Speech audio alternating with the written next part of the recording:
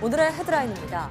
대구에서만 환자 2천여 명이 입원을 기다리고 있는 가운데 증상이 가벼운 환자를 전담 관리할 생활치료센터가 운영에 들어갔습니다. 삼성은 경북 영덕에 있는 연수원을 경증 환자 치료를 위한 생활치료센터로 제공하기로 했습니다. 국세청이 마스크의 원활한 공급을 위해 온라인 판매업자와 2, 3차 유통업자에 대해서도 일제 점검에 나서기로 했습니다. 경찰은 어린이용 마스크 22만여 장을 보관하고 있던 업체를 적발하는 한편 도심 불법 집회를 강행한 단체에 대해서는 수사에 들어갔습니다. 과학기술정보통신부가 코로나19 피해 기업에 대한 지원 방안을 확정했습니다. 기업이 원하는 경우 정부 납부 기술료의 납부 기간을 최대 2년까지 연장하고 기술료 일부는 면제해주는 방안을 추진하기로 했습니다. 코로나19 확산을 막기 위한 범정부 차원의 노력이 계속되는 가운데 의심 환자 신고와 이송을 담당하는 119에도 비상이 걸렸습니다. 서울의 출동 건수가 최대 20배 이상 폭증했고 구급대원이 격리된 소방서에서는 2교대 근무가 이뤄지고 있습니다. 오늘 사이언스 119에서는 방역 최전선에서 뛰고 있는 구급대원의 이야기를 직접 들어봅니다. 별똥별은 지구가 해성과 소행성이 남긴 부스러기 구름을 통과해 생기는 현상입니다. 그런데 이런 별똥별에서 지구 생명체를 구성하는 아미노산 같은 주요 유기물이 포함되어 있다는 것이 확인됐는데요. 오늘 별별 이야기에서는 지구 생명체의 기원에 대해 알아봅니다.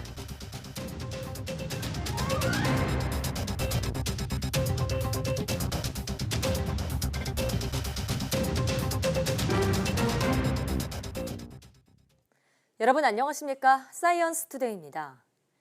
정부가 코로나19 경증 환자의 격리 치료를 위한 생활치료센터를 대구에서 처음 운영합니다. 김강립 중앙재난안전대책본부 1총괄조정관은 정례 브리핑을 통해 교육부의 협조를 받아 대구에 있는 중앙교육연수원을 활용해 대구 1생활치료센터 운영에 들어간다고 밝혔습니다. 김 총괄조정관은 이곳에 대구시 경증 환자 160명이 입소할 수 있으며 경증 환자 분류와 배정 상황에 맞춰 차례로 입소할 수 있도록 준비를 마쳤다고 설명했습니다. 이와 함께 이 센터에 경북대병원 의료진 등 17명의 의료 인력을 배치했고 의료진이 센터에 상주하며 입소한 경증 환자들에게 지속적이고 주기적으로 의료 서비스를 제공할 예정이라고 말했습니다. 입소 환자들은 체온 측정과 호흡기 증상 등으로 매일 2차례 스스로 모니터링을 해 건강 상태에 변화가 있으면 의료진의 진단을 거쳐 병원으로 이송되거나 계속 생활치료센터에 머물게 됩니다. 이번 주 중에는 경북 영덕의 삼성인력개발원, 문경의 서울대병원 인재원도 대구 지역 경증 환자를 위한 생활치료센터로 활용될 예정입니다. 정부는 코로나19 방역 대책을 기존의 봉쇄 전략에서 피해 최소화 전략으로 전환했습니다. 대구 지역을 중심으로 급증하는 환자에 대처하면서 의료진들의 감염 위험을 줄이기 위해서입니다. 한영규 기자의 보도입니다. 정부는 대구에서 코로나19 확진 환자로 판명됐지만 병실이 없어 자가격리 상태에 있다 숨지는 사례가 잇따르자 방역 대책을 수정했습니다. 기존에는 해외에서의 유입을 차단하고 확진자와 접촉한 사람을 격리하는 봉쇄 정책에 중점을 뒀다면 앞으로는 확진 환자의 중증도에 따라 적절한 치료를 제공해 사망자를 줄이는 피해 최소화 전략으로 변경됩니다. 코로나19가 초기에 전파력은 강하지만 확진자의 80% 정도는 입원할 필요 없이 경증으로 완치가 가능하다는 판단이 근거가 됐습니다. 또한 의료 자원은 한정돼 있는데 경증 환자를 모두 입원시켜 치료하다 보면 집중적인 치료가 필요한 중증 환자를 제대로 치료할 수 없기 때문입니다. 입원을 통한 의학적 치료가 불필요한 경증 환자를 병원에 집중시킬수록 한정된 의료진의 감염 가능성과 피로도만 올라가 의료진 보호에 나쁜 결과를 야기한다는 것입니다. 다만 대구 경북 지역은 지역 감염이 상당히 진행된 상태이고 다른 지역은 타 지역 유입이나 산발적 사례가 생기고 있어 방역 조치의 수준은 지역별로 조금은 다를 것으로 보입니다. 기존의 봉쇄 정책은 검역 당국이나 보건 당국이 주도했다고 하면 앞으로는 국민 각자가 개인 위생 수칙을 지키고 사회적 거리 두기를 실천하는 것이 더 중요해지게 됐습니다. 정부는 코로나19의 전국 확산 가능성은 여전히 존재한다고 평가하고 앞으로 1, 2주가 중요한 분수령이 될 것으로 전망했습니다. YTN 한윤규입니다. 대구시는 정부의 코로나19 대응 지침 개정에 맞춰 생활치료센터 운영 지원단을 구성했습니다. 경증 환자를 생활치료센터로 지정된 대구시 중앙교육연수원으로 옮기고 중증 환자의 경우 시도와 협의하지 않고도 국립중앙의료원이 전국 병원에 있는 병상을 배정하기로 했습니다. 최문석 기자입니다. 정부가 바꾼 지침의 핵심은 생활치료센터 운영입니다. 대구시는 지침 개정에 맞춰 5개 기관 80여 명으로 생활치료센터 운영 지원단을 꾸렸습니다. 당장 시설 확보에 총력을 기울이고 이후 환자 분류와 이송, 입원 대기 환자 관리를 전담한다는 방침입니다. 생활치료센터 환자 관리는 우선 경북대병원이 전담합니다. 경증 환자분들을 좀 저희들이 우리 병원에서 의료기관에서 분리해서 치료할 수 있도록 다른 환자분들을 보다 더 안전하고 효율적으로 치료하게 할 수 있기를 바라는 의미에서 시작한 것도 있고. 센터에는 24시간 의료 지원은 물론이고 심리 지원, 생활 지원도 이루어집니다. 정부와 대구시는 교육부 중앙교육연수원부터 바로 운영해 입원 대기 중인 경증 환자를 이송하고 추가로 센터를 늘려나갈 예정입니다. 오늘 이 3개 시설을 대상으로 이미 현장 답사까지 갔다 온 상황인데요. 우선 내일부터 운영되는 데는 중앙교육공무원 교육연수원입니다. 또 중증 환자를 다른 지역으로 이송해야 할 때는 국립중앙의료원 전원지원상황실이 전국의 병상을 총괄해서 배정합니다.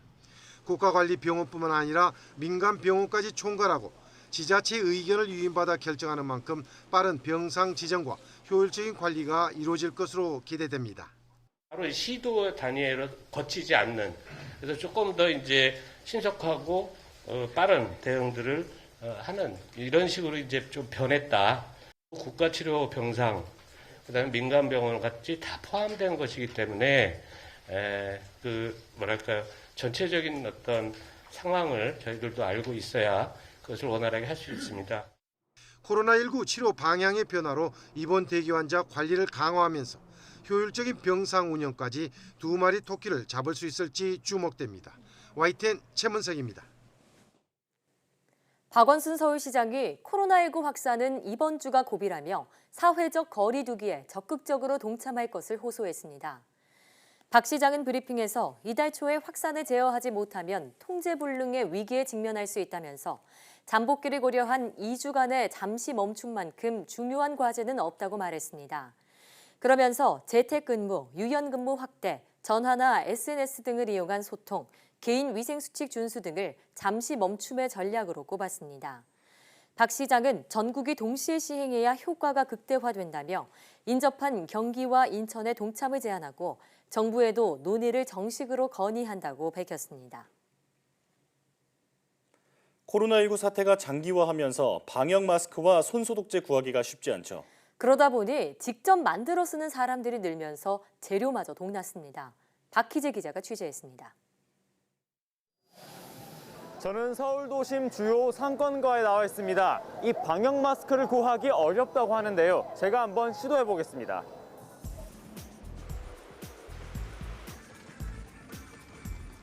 서울 신촌에 있는 잡화점.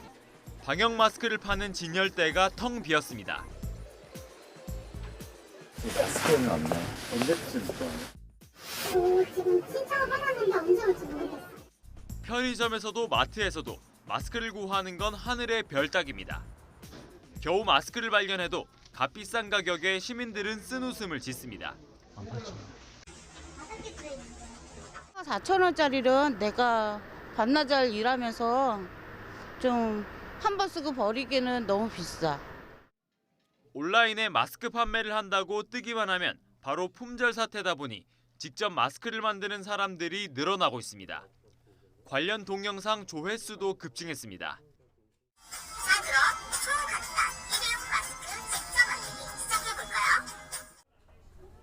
손 소독제를 만드는 영상도 갖가지입니다. 친구들이나 아니면 이제 그런 분들 그렇게 많이 알지는 못하거든요. 그래서 제가 이거를 영상으로 만들어 보면 좋겠다 한 거고, 블로그 같은 데 보시면 생각보다 많이 나와 있더라고요.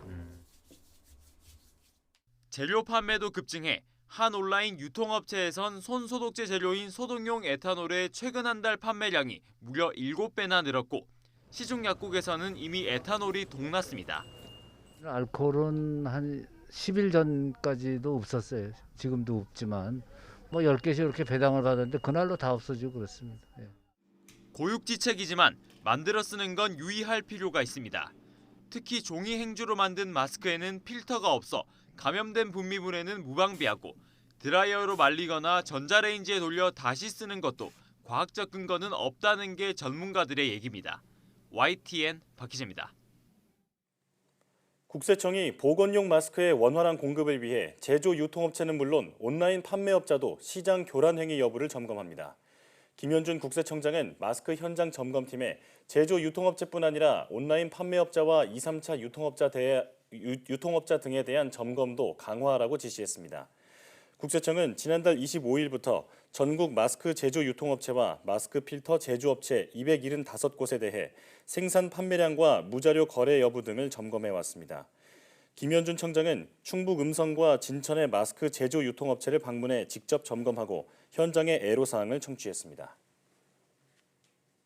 어린이용 마스크를 대량으로 보관하고 있던 업체가 경찰에 적발됐습니다. 서울 수서경찰서는 서울 성동구에 있는 한 건물 창고에 마스크 22만여 장을 보관해둔 유통업자를 적발해 매점, 매석 행위를 조사하고 있습니다.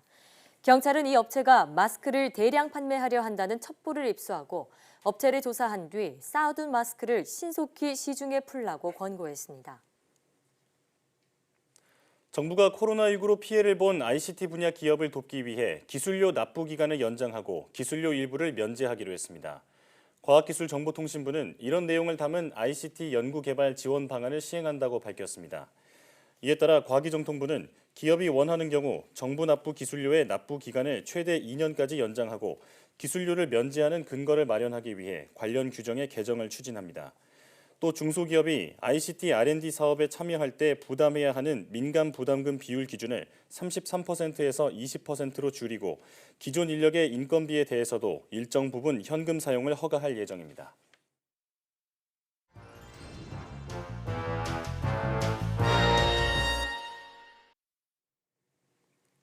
코로나19의 확산을 막기 위한 노력이 전국적으로 이뤄지고 있습니다.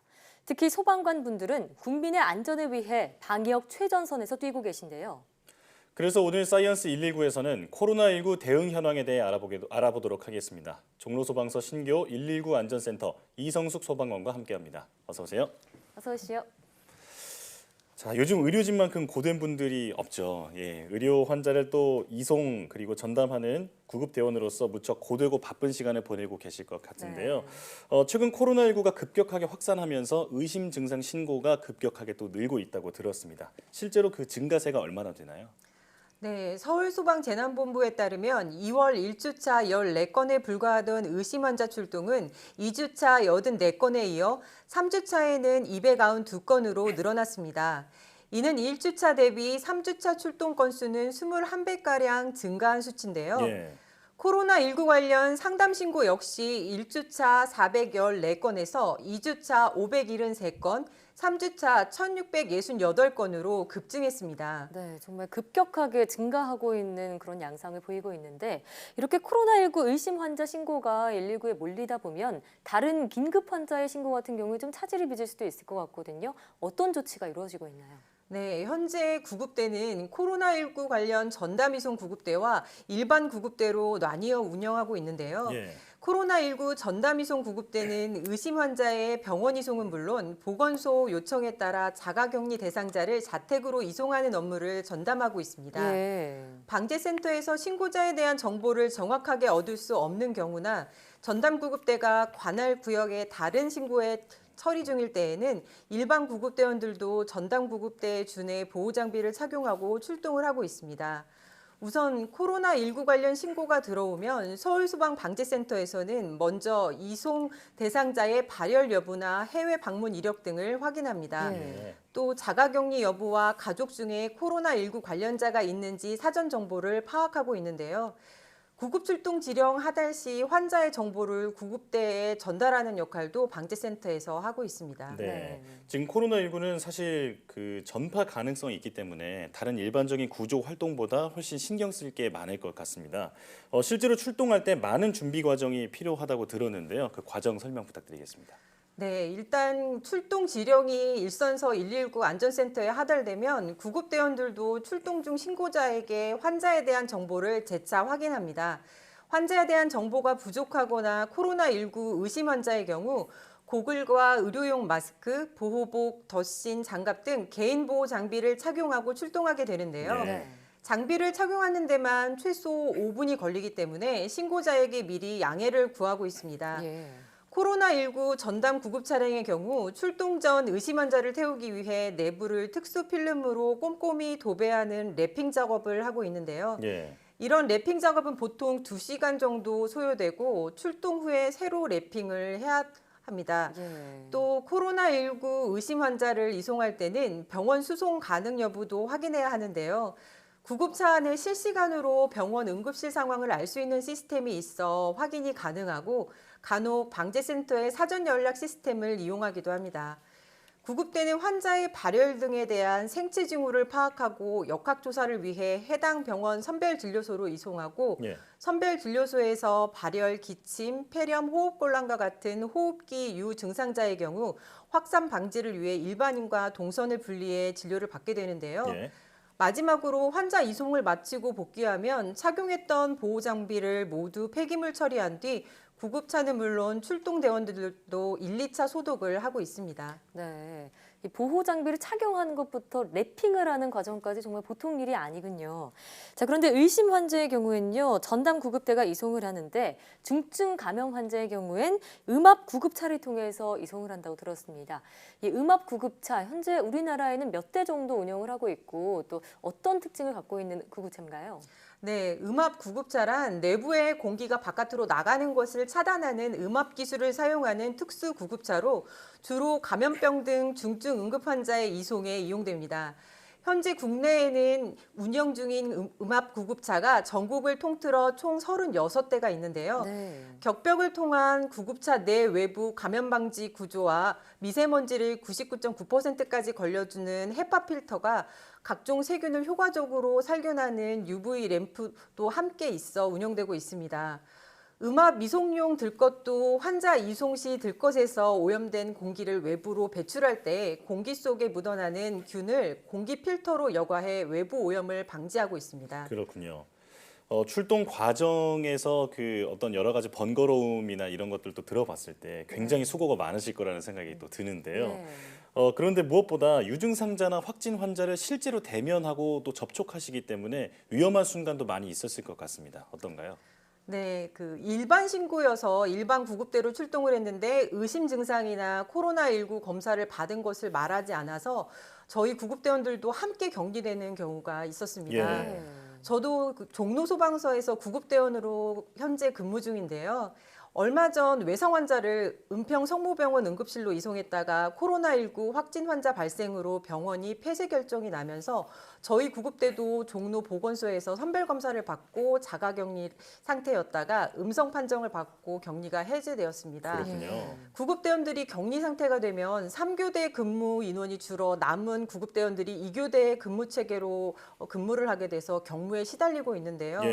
혹시 일반 구급대로 출동을 하게 되더라도 보호복을 착용한 구급대원이 환자의 상태를 확인할 때 꼭 구급대원에게 자신의 정확한 증상과 확진자 접촉 가능성 등 코로나19 관련 정보를 분명히 알려주셔야 더 큰 피해가 발생하지 않습니다. 네, 한 119 소방대원의 인터뷰를 봤더니 차라리 그 응급실에 도착하기 전까지만이라도 말해달라 이런 인터뷰도 있더라고요. 왜냐하면 병원이 폐쇄될 수가 있으니까요. 정말 이거는 코로나19 의심 환자분들께서도 꼭 지켜야 될 정말 주의 조치가 아닌가 싶고요. 또 우리가 코로나19 의심 환자를 신고를 할 때는 119보다는 질병관리 콜센터 1339로 우선 신고하고 또 보건소로 신고하는 그런 자세도 필요하겠습니다. 자, 얼마 전이죠. 코로나19에 대한 대응 수준이 경계에서 심각 단계로 격상이 됐는데요. 그러면서 소방청에서 동원령 1호가 발령됐다고 들었습니다. 이거는 어떤 건가요? 네, 그 동원령이란 대형 화재나 사고, 재난 등 긴급 상황 발생 시 부족한 소방력을 다른 지역에 지원하기 위한 것입니다. 소방 동원령 1호란 국가 긴급 상황 시 화재 구급 차량과 구조 인원을 소방력의 5%를 동원하는 것으로 시도 직할구조대와 중앙119 구조본부는 필수로 출동해야 합니다. 별도 해제가 통보되기 전까지 1호 발령은 지속되고 부산, 대전, 울산, 충북, 강원, 경남 119 구급대 당번 소방력의 5%가 동원됩니다. 그렇군요. 네. 자, 그리고 이제 다음 질문이 사실 많은 분들이 궁금해하시기 때문에 저희가 전문가분들이 나오실 때마다 많이 여쭤보는 건데요. 마스크 재사용에 대한 질문입니다. 네. 전자레인지에 30초를 돌리거나 아니면 드라이어로 뜨거운 바람을 몇 초간 쐬게 하면 이 마스크를 재사용할 수 있다라는 이야기가 나오고 있는데 실제로 마스크를 재사용해도 되는 건가요? 네, 세계보건기구나 국내 식약처의 이야기에 따르면 마스크에 습기가 차는 즉시 새 것으로 교체하고 다시 마스크를 재사용하지 말라고 이야기하는데요. 하지만 국내 의료계에서는 다시 사용해도 문제가 없다는 의견도 있습니다. 네. 8시간 유효기간이라는 것도 먼지가 가득한 작업장 같은 극한 환경에서 8시간이지 사용 시간이 더 길어질 수도 있는데요. 그렇군요. 재사용 불가가 정식 규정이지만 마스크가 일명 금스크라고 불리는 요즘 같은 상황에선 아예 착용하지 않는 것보다 재사용이라도 하는 것이 좋습니다. 네. 일각에서는 전자레인지에 30초 돌리면 재활용할 수 있다는 말이 있는데요. 하지만 정전기적으로 입자를 방지하는 만큼 전자레인지를 사용하게 될 경우 입자를 막는 필터가 손상될 수 있습니다. 그렇군요. 네, 가짜 뉴스였군요. 자, 그럼 코로나19 바이러스 일상생활 속에서 예방할 수 있는 수칙이 있다면 알려주시죠. 네, 간단한 행동 수칙을 지켜주시면 좋겠는데요. 코로나 바이러스를 예방할 수 있도록 먼저 외출 후 흐르는 물에 비누로 손을 30초 이상 꼼꼼하게 씻어주시고요. 기침이나 재채기 시에는 옷소매로 코와 입을 가려주고 씻지 않은 손으로 눈이나 얼굴을 만지지 않았으면 좋겠습니다. 예. 또 청결한 손 상태를 유지하는 것이 무엇보다 중요합니다. 외출 시에는 반드시 마스크를 착용하시고 되도록 사람이 많은 곳에 방문하는 것을 자제하는 것이 좋겠습니다. 네. 요즘 TV에 나오는 의료진들을 보면 이 방호복을 입고 땀범벅이 되어 있거나 예. 아니면 마스크 모양으로 얼굴 피부가 깊게 패여 있는 그런 모습을 보게 되는데요. 소방관님을 포함한 여러 의료진 여러분들의 노력 덕분에 국민 여러분들이 희망을 가질 수 있다는 점 잊지 마셨으면 좋겠고요. 앞으로도 계속해서 수고해 주시길 부탁드리겠습니다. 오늘 말씀 잘 들었습니다. 고맙습니다.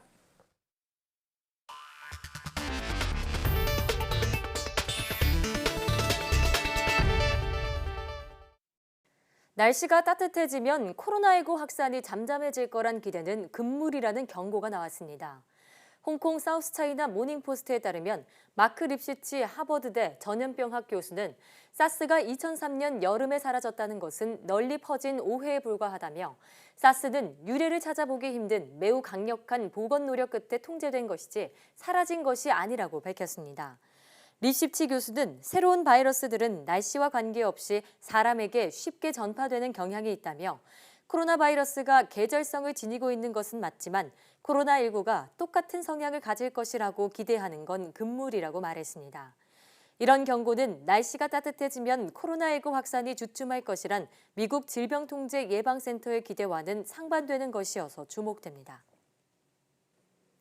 코로나19가 빠르게 확산하면서 세계적 대유행 단계로 접어들 가능성이 제기되고 있습니다. 그렇다면 지금까지 인류를 위협했던 바이러스는 어떤 것이 있었는지 이성규 기자가 정리했습니다. 지난 100년간 전 세계를 가장 크게 위협한 바이러스를 꼽으라면 인플루엔자, 즉 독감 바이러스를 들 수 있습니다. 지난 1918년 대유행한 스페인 독감은 전 세계적으로 4천에서 5천만 명의 사망자를 낸 것으로 추정됩니다. 스페인 독감을 일으켰던 H1N1 독감 바이러스는 유전자 재조합을 거쳐 2009년 다시 한번 인류를 위협합니다. 18,500명의 사망자를 낸 신종 플루입니다. 당시 WHO는 신종 플루를 세계적 대유행 단계인 팬데믹으로 선언했지만 팬데믹 종료 이후 병원성이 낮아지면서 신종플루는 일반 독감으로 편입됐습니다. 이러한 과정에서 병원성이 좀 예전보다는 낮아졌습니다. 그럼에도 불구하고 사라진 건 아니고 이제 변이주가 나타나면서 또 사람들을 다시 감염시키는 이런 상황이 발생을 하거든요. 최근 독감 바이러스 못지않게 맹위를 떨치는 게 코로나 바이러스입니다. 지난 2003년 770여 명의 사망자를 낸 중증 호흡기 증후군 사스와 2013년 480여 명의 사망자를 낸 메르스는 모두 코로나 바이러스가 원인입니다. 현재 전 세계를 강타하고 있는 코로나19는 사스 코로나 바이러스와 유전적으로 80% 일치합니다. 독감 바이러스와 코로나 바이러스는 서로 다른 바이러스이지만 모두 유전자 변이를 잘 일으키는 RNA 바이러스라는 공통점이 있습니다. 이로 인해 바이러스가 자꾸 성질을 바꿔 통제하기 어렵다는 특성이 있습니다. 때문에 의료계에서는 코로나19의 전 세계적 유행에 대비해야 한다는 지적이 발병 초기부터 끊임없이 나오고 있습니다. YTN 사이언스 이성규입니다. 코로나19가 확산하는 상황에서 적절한 운동은 면역력을 높이는 효과적인 방법입니다. 하지만 요즘 같은 때 선뜻 집 밖으로 나가 운동을 하기 부담스러운 것도 사실이죠. 네, 그렇다면 어떤 운동을 어떻게 해야 하는지 최소라 기자가 정리했습니다. 코로나19 때문에 집 밖 운동을 꺼리셨다면 지금이라도 당장 운동을 시작하는 게 좋습니다. 오랜 기간 운동이 아니더라도 운동을 시작하고 몇 분 만에 면역세포가 각종 감염증에 대응할 태세를 갖추기 때문입니다. 실제 미국 연구진이 쥐를 대상으로 실험한 결과 하루 30분 정도만 운동하면 바이러스로 인한 사망률이 줄어든 것으로 나타났습니다. 그러나 무리한 운동은 금물입니다. 오히려 몸에 부담을 주면서 각종 부상을 유발할 뿐 아니라 면역력에도 도움이 되지 않습니다.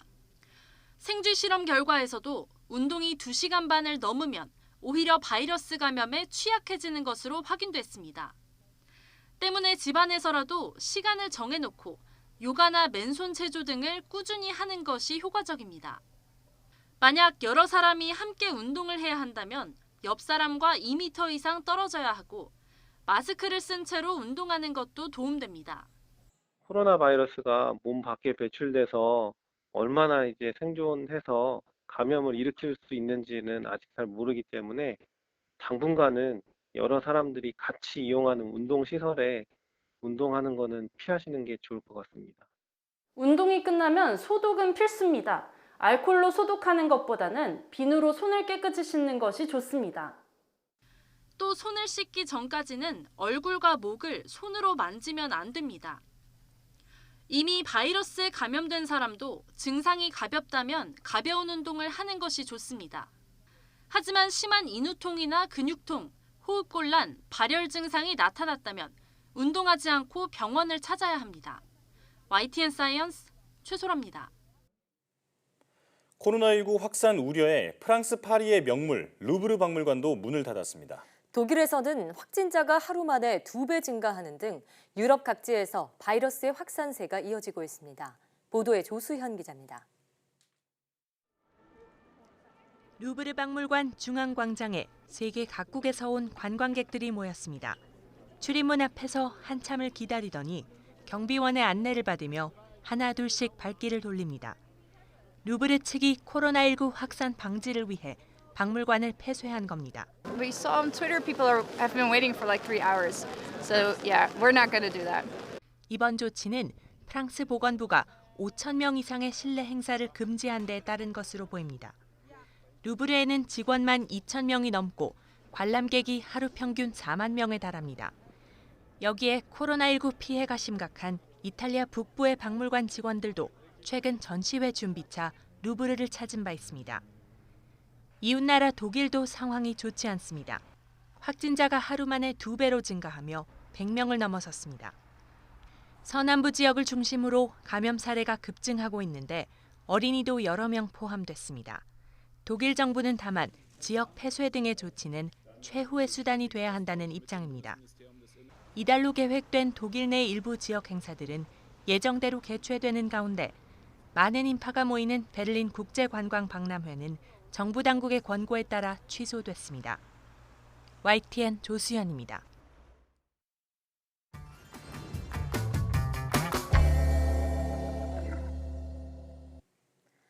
태양계가 처음 만들어졌을 당시 뜨거운 태양열과 잦은 소행성 충돌로 지구의 물은 모두 증발해버렸다고 합니다. 하지만 지금 지구에는 많은 양의 물이 존재하고 다양한 생명체도 함께 살아가고 있는데요. 과연 지구의 생명의 씨앗을 선물해 준 것은 무엇이었을까요? 오늘 별별 이야기에서는 연세대 은하진화연구센터 지웅배 연구원과 함께 해성과 지구 생명체의 기원에 대해 이야기 나눠보도록 하겠습니다. 어서 오세요. 어서 오세요. 별똥별은 정말 밤하늘에서 한 번쯤은 보고 싶은 아름다운 현상인데요. 네. 그런 별똥별을 보면서 소원을 빌기도 하는데 이런 별똥별은 도대체 무엇인지 그리고 어떤 이유로 떨어지는 것인지 설명 부탁드릴게요. 네, 사실 밤하늘의 별똥별을 보면서 우리가 소원을 빌기에는 시간이 턱없이 부족합니다. 예. 초속 50에서 70km의 굉장히 빠른 속도로 떨어지기 때문인데요. 운 좋게 별똥별을 포착하고 재빨리 소원을 빈다 하더라도 제 소원은 정도의 첫 마디도 하지 못한 채 별똥별은 사라질 겁니다. 맞아요. 네. 사실 많은 분이 별똥별은 가만히 있는 지구에 우주 먼지 부스러기들이 추락하기 때문에 만들어지는 현상이라고 생각하시지만 사실은 그 반대입니다. 태양계에는 태양 주변을 도는 목성, 지구와 같은 행성뿐 아니라 작은 부스러기들을 남기면서 돌고 있는 해성과 소행성도 많이 존재하는데요. 그런 해성 또는 소행성 중에서 지구와 태양 중심으로 도는 궤도가 갑자기 겹치는 것들이 있습니다. 네. 이런 소행성과 해성들은 태양 주변을 돌다가 부스러기들을 남기고 지나가는데요. 네. 지구는 정해진 궤도를 돌다가 해성과 소행성이 남기고 간 그 부스러기 구름들을 관통하게 됩니다. 바로 이때 궤도상에 남아있던 부스러기들의 지구 대기권으로 곤두박질 치기 때문에 이런 현상을 바로 별똥별, 유성이라고 합니다. 그렇군요. 네. 그러니까 별똥별은 유성이 지구로 떨어지는 게 아니라 지구가 궤도를 돌다가 만난 부스러기 구름대를 통과하면서 생기는 현상이다 이렇게 말씀해 주셨는데요. 자, 그런데 이 별똥별이 지구 생명체의 기원일 수도 있다고요? 네, 맞습니다. 그 이야기를 시작하려면 지금으로부터 한 50억 년 전 태양계가 처음 생성되었을 때 이야기로 거슬러 올라가야 합니다. 당시 우주에 떠다니던 거대한 먼지구름 입자들이 뭉쳐지고 수축하면서 그 중심에는 원시 태양이 만들어지게 됩니다. 원시 태양을 만들고 남은 잔해 부스러기들은 태양 주변을 돌면서 자기들끼리 뭉치고 부딪히며 행성을 만들었죠. 예. 이렇게 만들어진 행성 중 태양과 가까이 있던 행성들은 갓 태어난 아기 태양의 뜨거운 열을 고스란히 받게 되었는데요.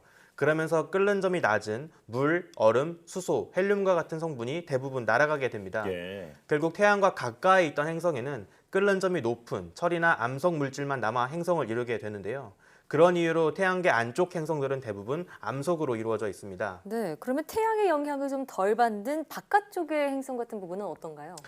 태양계 안쪽 행성들과 달리 바깥쪽의 행성들은 태양으로부터 거리도 멀고 두꺼운 원시의 먼지 원반으로 인해 태양빛이 차단되었기 때문에 그러다 보니 온도가 낮아질 수밖에 없었습니다. 그래서 태양계 바깥쪽의 행성 대부분은 가스와 얼음으로 이루어진 행성들이 존재합니다. 이처럼 원시 태양의 거리에 따라서 물과 얼음이 존재할 수 없는 태양계 안쪽과 물과 얼음이 존재할 수 있는 태양계 외곽을 나누는 그 선을 스노우 라인이라고 부르는데요. 네. 초기에 우리 지구는 태양계 안쪽에 있었다고 생각합니다. 그래서 원칙적으로는 지구가 만들어지던 처음 그 당시 환경에서는 충분한 물과 얼음이 공급되지 않아 생명체가 존재하기 어려웠을 거라 생각합니다. 네. 그런데 분명 현재 지구에는 물이 아주 많이 존재합니다. 예. 그렇다면 도대체 원시 지구에 존재하지 않았던 그 물이 어디에서 온 것일까요?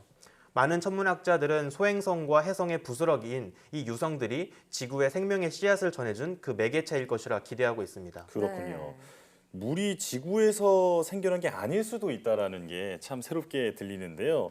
그렇다면 어떤 이유로 많은 전문가들이 물과 이런 유기 물질들을 유성이 지구에 가져다 줬다고 생각하고 있는 건가요? 이 해성과 소행성에 존재하는 물과 유기 물질들은 그 부스러기인 유성이 전달해주지 않았을까 생각했기 때문입니다. 옛날에는 해성과 소행성을 직접 탐사하기가 어렵다 보니 그들이 남긴 부스러기인 유성을 가지고 주로 연구했습니다. 네. 하지만 유성만 가지고 연구하기에는 그 한계가 명확했죠. 네. 그래서 지금은 직접 해성과 소행성으로 탐사선을 보내서 그 흔적을 조사할 수 있게 되었습니다. 대표적으로 해성과 소행성 근처 우주 공간에 흩뿌려진 별 먼지를 수집하겠다는 목적으로 스타더스트 탐사선이 있었습니다. 이 탐사선은 2004년과 2011년을 거쳐서 와일드 해성과 템펠 해성 두 곳을 약 200km 거리까지 접근하면서 혜성이 뒤로 남기는 먼지꼬리 속의 물질을 채집했습니다. 당시 스타더스트 탐사선은 첫 번째 방문지였던 와일드 혜성을 떠나서 두 번째 탐사지인 템펠 혜성에 접근하기 전 2006년 1월에 와일드 혜성에서 모았던 그 흔적을 캡슐에 담아 지구로 돌려보냈습니다. 그리고 2011년 탐사까지 모든 여정을 마치고 우여곡절 끝에 얻은 귀한 선물과 함께 유타 사막으로 착륙했습니다.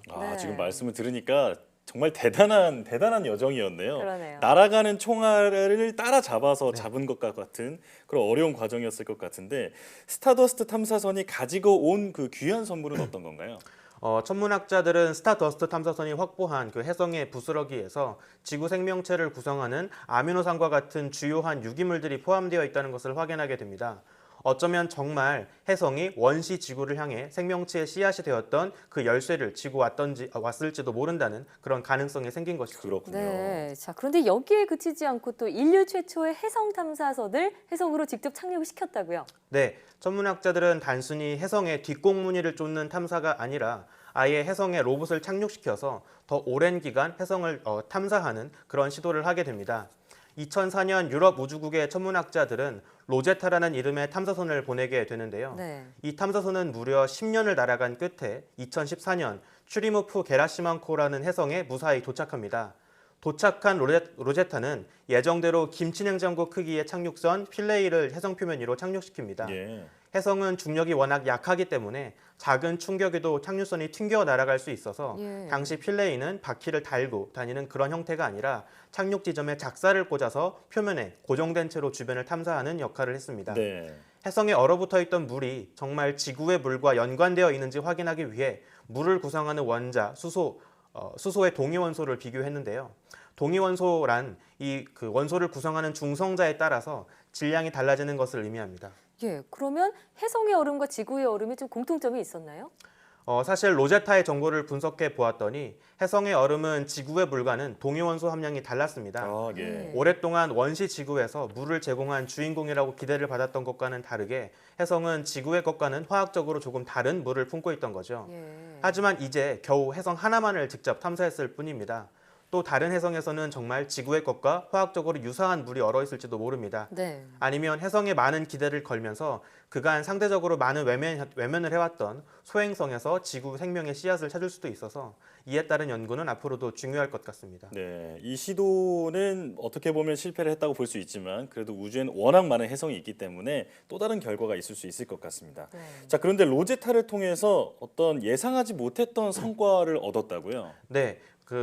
최근에 로제타를 통해서 혜성의 물이 지구의 것과는 조금 다르다는 분석 결과가 있었지만 또 한편으론 전혀 예상치 못했던 그런 놀라운 결과를 확인할 수가 있었습니다. DNA를 구성하는 고분자 중 하나인 글리신이 발견된 건데요. 즉 지구 생명체의 DNA를 구성하는 재료가 이미 지구 바깥에 오래전부터 존재해왔다는 가능성을 새롭게 열어준 겁니다. 그동안 지구 생명체는 모두 지구에 있던 재료만 가지고 탄생했다 이렇게 생각을 했습니다. 하지만 이런 발견으로 애초에 지구 생명체를 구성하는 이런 주요한 재료 중에 일부는 지구에는 없었지만 지구 밖에서 외계 물질에 의해서 찾아온 것이라고 생각해 볼 수 있는 것이죠. 이제 혜성에 대한 많은 연구를 통해서 인류는 우리 지구 생태계의 기원이 어쩌면 지구 바깥, 더 먼 우주에 있을 수 있다는 새로운 가능성을 열게 되었습니다. 사실 이 혜성 착륙에 성공시킨 사례는 로제타 탐사선에 들어있던 필레가 유일하잖아요.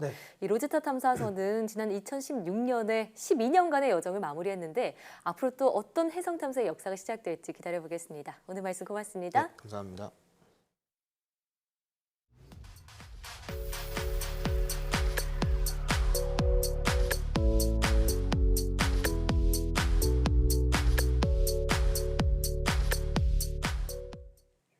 한국과의 방문자들의 입국을 금지하거나 검역을 강화한 국가가 80개국 이상으로 늘었습니다. 특히 중국에서는 절반이 넘는 지방정부에서 강화된 입국 절차를 시행하는가 하면 한국인에 대한 강제 격리 사례도 잇따라 논란인데요.